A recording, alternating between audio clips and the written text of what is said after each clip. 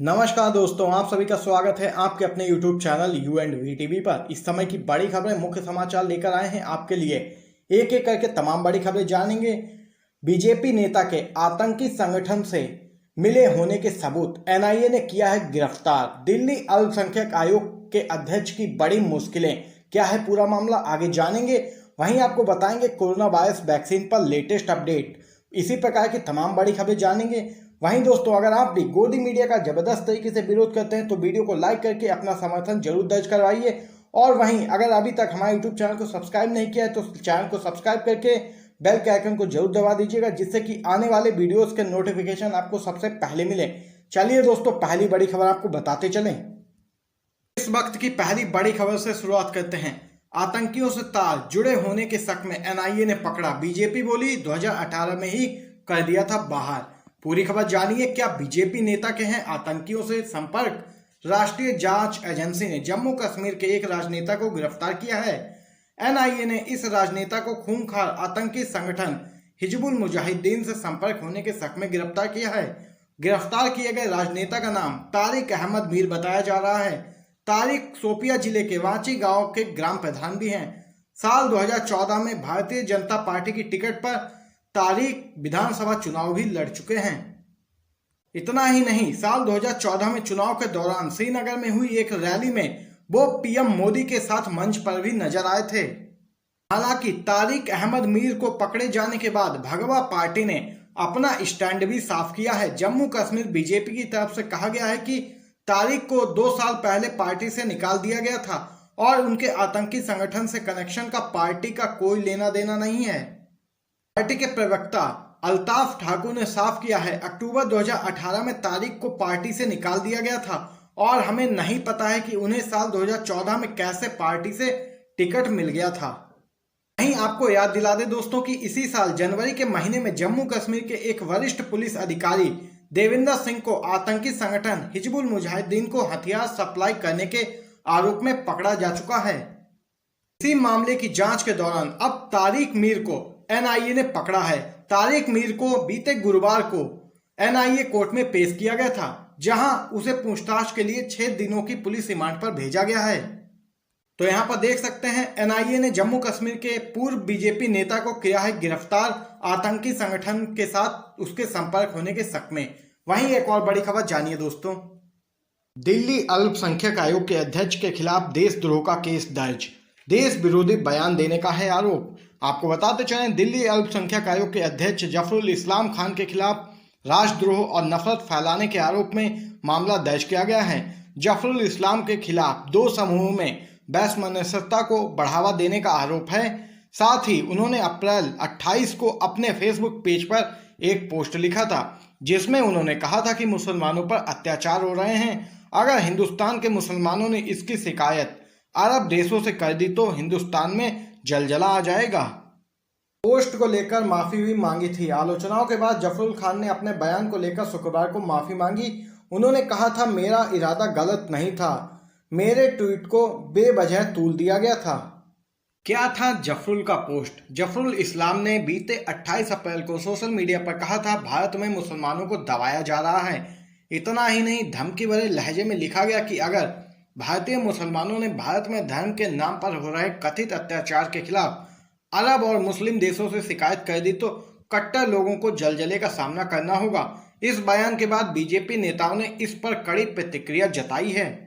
वहीं नेशनल अल्पसंख्यक आयोग की तरफ से कहा गया था कि ये बेतुका और बचकाना बयान है, दिल्ली सरकार को इस पर तुरंत एक्शन लेना चाहिए। ये बड़ी खबर दोस्तों निकल के आई। वहीं एक और बड़ी खबर आपको बताते चलें। पूरे देश में इस समय कोरोना वायरस की वजह से हाहाकार मचा है। देश में सभी जगह लॉकडाउन लागू है। लॉकडाउन की वजह से लोगों को बहुत सारी परेशानियों का सामना भी करना पड़ रहा है। इसी बीच रिजर्व बैंक के एक निर्णय ने लोगों की परेशानी और बढ़ा दी है। बता दें, आरबीआई ने महाराष्ट्र की सीकेपी सहकारी बैंक को झटका दिया है। आरबीआई ने इस बैंक के लाइसेंस को रद्द कर दिया है।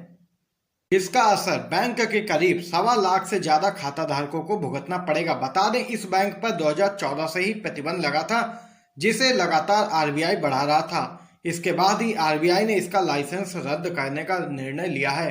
इससे पहले आरबीआई की तरफ से बैंक को अपनी नेटवर्थ में सुधार करने का पूरा समय भी दिया गया था।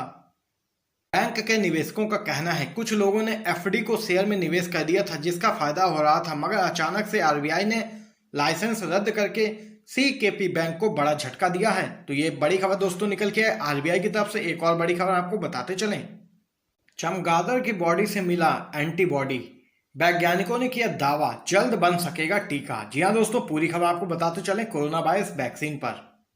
कोरोना वायरस की दवा को लेकर हर रोज नए दावे किए जा रहे हैं। इसी बीच चमगादड़ों पर शोध करने वाले अमेरिकी वैज्ञानिकों ने एक बड़ा खुलासा किया है। उनकी माने तो कोरोना का इलाज उसी से होगा जो इस बीमारी को लेकर आया, यानी कि चमगादड़ से।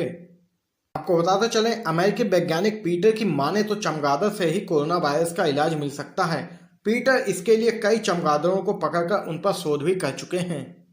इसके बाद पीटर ने दावा किया कि चमगादड़ों के शरीर में एक तरह का एंटीबॉडी पाया जाता है जिससे कोरोना का इलाज हो सकता है।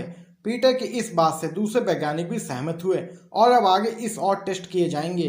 इसी आधार पर कोरोना का टीका बनाया जा सकता है।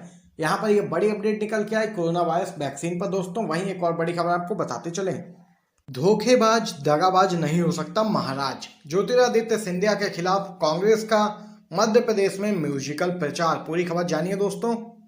कांग्रेस बागी होकर पार्टी छोड़ने वाले ज्योतिरादित्य सिंधिया को माफ करने के मूड में नहीं है। बता दें कि ज्योतिरादित्य सिंधिया ने कांग्रेस छोड़कर भाजपा का दामन थाम लिया था, जिसके चलते मध्य प्रदेश में कमलनाथ सरकार गिर गई थी। अब कांग्रेस पार्टी ने धोखा देने के लिए सिंधिया की आलोचना करने वाला एक गीत बड़े स्तर पर प्रचारित करने का फैसला लिया है। पार्टी नेताओं का कहना है कि यह गीत राज्य की उन सभी 25 सीटों पर प्रचारित किया जाएगा जहां उपचुनाव होने हैं।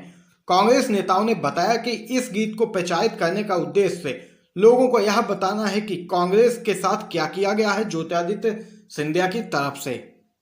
गीत में कहा गया है, धोखेबाज महाराज नहीं हो सकता, उन्होंने उसी हाथ में काटा जिसने उन्हें खाना खिलाया, और जो लोग छोड़कर जा चुके हैं वो हमारे दोस्त नहीं हैं। यहाँ पर देख सकते हैं दोस्तों, यहाँ कांग्रेस अब प्रचार करेगी ज्योतिरादित्य सिंधिया के खिलाफ और एक गाना भी तैयार कर लिया है। वहीं इसी के बीच मध्य प्रदेश से एक और बड़ी खबर निकल के आ रही है। दिग्विजय सिंह पर कमलनाथ का बड़ा बयान निकल के आया है। कहा उन्होंने विधायकों के पार्टी छोड़कर नहीं जाने का झूठा विश्वास दिलाया। पूरी खबर जानिए दोस्तों।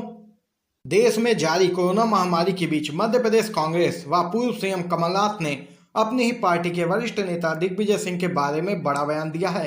कमलनाथ ने कहा है कि उन्हें ज्योतिरादित्य सिंधिया के पार्टी छोड़ने का अंदेशा था, लेकिन दिग्विजय सिंह ने उन्हें भरोसा दिलाया कि यदि सिंधिया के पार्टी छोड़ने के बाद भी कोई विधायक कांग्रेस को छोड़कर कहीं नहीं जाने वाला है। कमलनाथ ने यह भी कहा कि दिग्विजय सिंह ने उन्हें झूठा विश्वास दिलाया जिसकी वजह से प्रदेश में कांग्रेस की सरकार गिर गई। कमलनाथ ने कहा कि जहां तक सिंधिया का सवाल है, उन्हें पता था कि लोकसभा चुनाव हारने के बाद वह जुलाई से भाजपा के संपर्क में थे। ज्योतिरादित्य सिंधिया इस तथ्य को कभी पचा नहीं सके कि वह 1 लाख से अधिक वोटों से लोकसभा चुनाव हार गए, और वह भी उससे जो भाजपा में जाने से पहले एक साधारण कांग्रेस कार्यकर्ता था। तो यहाँ पर देख सकते हैं दोस्तों, कमलनाथ ने यह बड़ा आरोप लगाया है दिग्विजय सिंह पे कि उन्हें झूठा विश्वास दिलाया गया। कांग्रेस पार्टी के विधायक पार्टी नहीं छोड़कर जाएंगे और कांग्रेस सरकार को मध्य प्रदेश में कोई खतरा नहीं है। वहीं एक और बड़ी खबर आपको बताते चलें दोस्तों, जनता को दे रहे रामायण महाभारत की अफीम, प्रशांत भूषण को मिली गिरफ्तारी से राहत। पूरी खबर जानिए दोस्तों। प्रशांत भूषण को सुप्रीम कोर्ट से राहत मिल गई है। अदालत ने फिलहाल उनकी गिरफ्तारी पर रोक भी लगा दी है। दरअसल प्रशांत भूषण के खिलाफ एक सेवानिवृत्त जवान ने हिंदू धर्म की भावनाओं को ठेस पहुंचाने से संबंधित एक केस गुजरात में दायर कराया था। प्रशांत भूषण ने अपने खिलाफ दर्ज एफआईआर को सुप्रीम कोर्ट में चुनौती दी थी। प्रशांत भूषण का वो ट्वीट भी दोस्तों आपको बताते चाहें जिसमें कहा गया था कि जबरन लॉकडाउन किए जाने की वजह से करोड़ों लोग भूखे सैकड़ों मील पैदल चलने का मजबूर हैं, और हमारे मंत्री सेलिब्रेट कर रहे हैं और जनता को रामायण महाभारत की अफीम दे रहे हैं। आपको बताते चलें, प्रशांत भूषण के इसी ट्वीट को लेकर एफआईआर दर्ज कराई गई थी। वहीं प्रशांत भूषण ने अपने ऊपर दर्ज की गई इस एफआईआर को चुनौती देते हुए उसे रद्द करने की मांग अदालत से की थी। बेंच ने इस पर गुजरात पुलिस को निर्देश भी दिया है कि इस मामले में अगले आदेश आने तक गुजरात पुलिस प्रशांत भूषण पर कोई बलपूर्वक कार्रवाई न करे। न्यायालय ने गुजरात पुलिस से 2 हफ्ते में जवाब भी मांगा है। आपको बता दें कि यह एफआईआर राजकोट शहर के भक्तिनगर थाने में दर्ज कराई गई थी। बाद में इसकी जांच स्पेशल ऑपरेटिंग ग्रुप को ट्रांसफर कर दी गई थी। तो यहाँ पर दोस्तों देख सकते हैं प्रशांत भूषण को सुप्रीम कोर्ट से मिल गई है राहत, गिरफ्तारी पर अगले आदेश तक रोक लगा दी गई है। वहीं एक और बड़ी खबर आप लोग जानिए दोस्तों, महामारी कोरोना से निपटने के लिए पूरे देश में 17 मई तक लॉकडाउन की घोषणा कर दी गई है। भारत में कोरोना वायरस के मामलों की संख्या में लगातार इजाफा भी होता जा रहा है। लॉकडाउन की वजह से अर्थव्यवस्था को भारी नुकसान हो सकता है। वहीं आपको बताते चलें, लड़खड़ाती अर्थव्यवस्था को बचाने के लिए सरकार जल्द ही राहत पैकेज का ऐलान कर सकती है। आपको यहीं पे बताते चलें, सूत्रों के हवाले से मिली जानकारी के अनुसार कोरोना संबंधित खर्च अधिकतम 60 अरब डॉलर यानी करीब 4.5 लाख करोड़ रुपए का हो सकता है। वहीं सरकार को इस बात का डर है कि अगर इससे ज़्यादा खर्च होता है तो भारत की क्रेडिट रेटिंग घट सकती है और इससे अर्थव्यवस्था को भारी नुकसान हो सकता है।